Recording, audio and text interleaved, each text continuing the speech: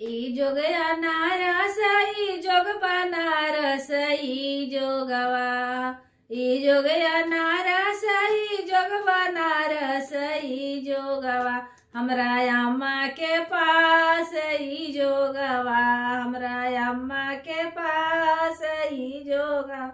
ऐसा न जोगवा सिखैया हो अम्मा सिखैया हो अम्मा की ई दूल्हा हो कि ई दूल्हा। मानस कहना हमार ई दूल्हा। मानस कहना हमार ई दूल्हा। ई जोगया नारस ई जोग बनारस ई दूल्हा। हाँ हाँ ई दूल्हा। मानस कहना हमार ई दूल्हा।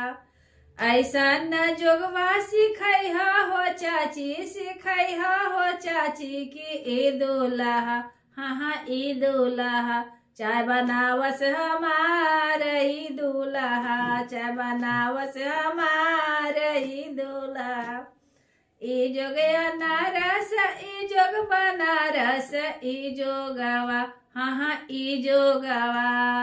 हमरा भाभी के पास ई जोगवा। हमरा भाभी के पास ई जोगवा।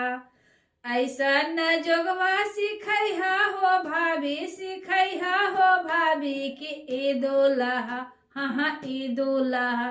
साड़ी फीचस हमार ई दूल्हा। जींस फीचस हमार ई दूल्हा।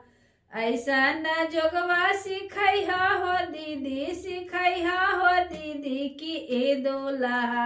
हाँ ई दूल्हा। शॉपिंग करावस हमार ई दूल्हा। शॉपिंग करावस हमार ई दूल्हा। ई जोगया नारस ई जोग बनारस ई जोगवा।